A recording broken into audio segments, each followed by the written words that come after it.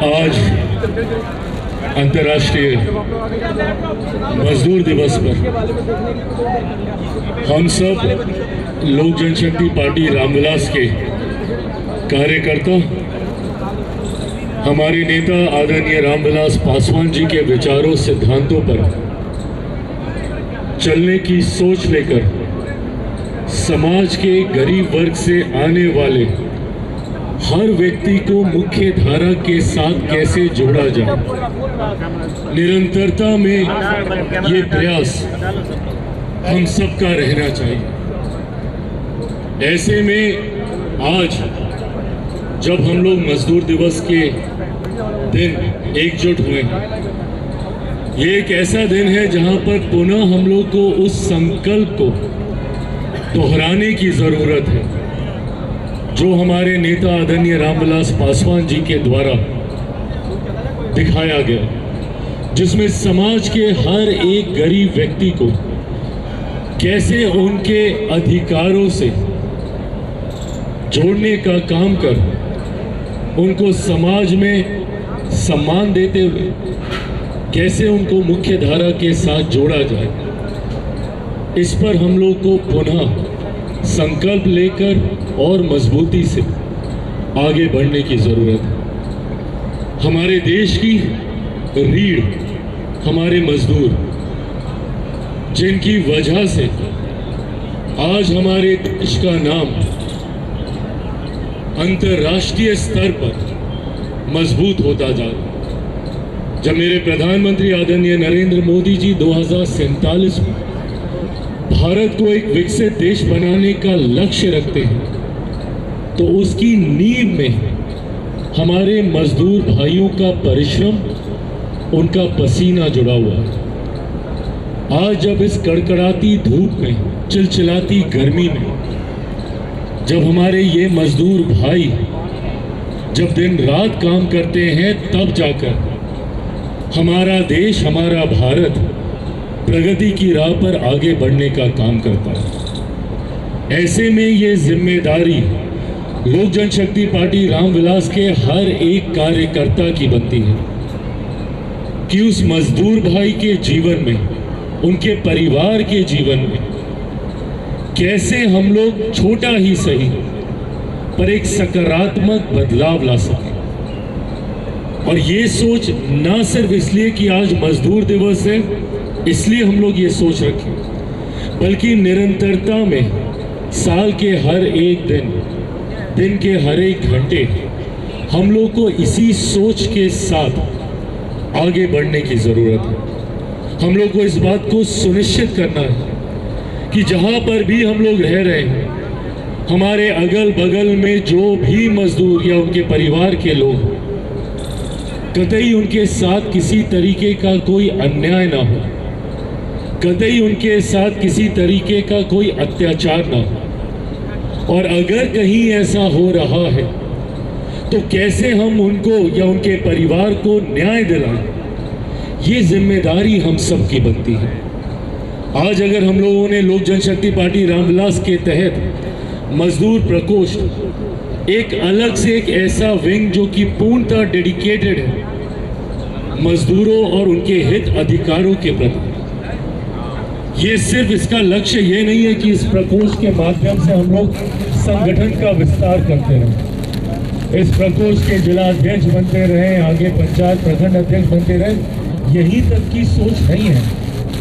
अगर हम लोग इसके माध्यम से किसी गरीब मजदूर को न्याय नहीं दिला पाए, अगर उनके हक अधिकार नहीं दिला पाए, तो जिस सोच के साथ, जिस लक्ष्य के साथ हमारे नेता आदरणीय रामविलास पासवान जी ने इस प्रकोष्ठ का गठन किया था, हम लोग कभी भी उस लक्ष्य को हासिल नहीं कर पाए। ऐसे में ये संकल्प आज हम सबको लेकर जाने की जरूरत है कि हमारे आसपास हम किसी के साथ किसी तरीके का कोई अन्याय होता हुआ बर्दाश्त नहीं करेंगे। आज से कुछ दिन पहले की ही घटना है कि बिहार के गरीब परिवार से आने वाले एक युवक को किस तरीके से हत्या कर दी गई।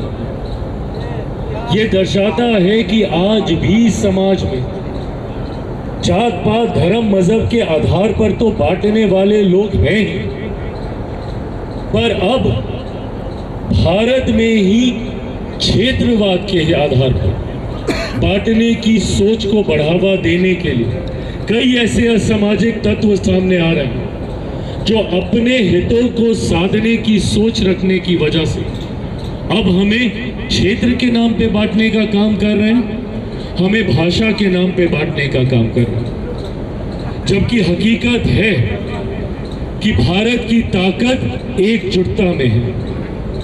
आज अगर दुनिया हमारी तरफ देख रही है, आज अगर वैश्विक स्तर पर भारत अगर एक बढ़ती हुई ताकत के तौर पर अपने आप को स्थापित कर वैश्विक चुनौतियों के बावजूद एक तरफ हमारी अर्थव्यवस्था मजबूत होती जा रही है, वहीं दूसरी तरफ कई ऐसे देश हैं जो भारत के साथ संबंधों को मजबूत करने का प्रयास कर रहे हैं। हाल फिलहाल के दिनों में जितने ट्रेड एग्रीमेंट्स हुए, FTAs हुए, वैश्विक बाजार हमारे लिए खुल रहे हैं, इसके पीछे कारण हमारी एकजुटता ही है। आज हमारी 140 करोड़ से बड़ी आबादी हमारी ताकत है, पर अगर इस आबादी को हम लोगों ने जाति के नाम पर, धर्म के नाम पर, क्षेत्रवाद के नाम पर, भाषा के नाम पर अगर हम लोगों ने बांट दिया तो वो दिन दूर नहीं है जब कई और ऐसी असामाजिक शक्तियां हम पर शासन करने लग जाएंगी जिनसे लंबे समय तक हम लोग लड़ाई लड़कर यहां तक पहुंचे। अंग्रेजों का वो काल, उनकी नीति ही ये थी कि बांटो और शासन करो, डिवाइड एंड रूल की पॉलिसी से उन्होंने हमारे ऊपर शासन किया।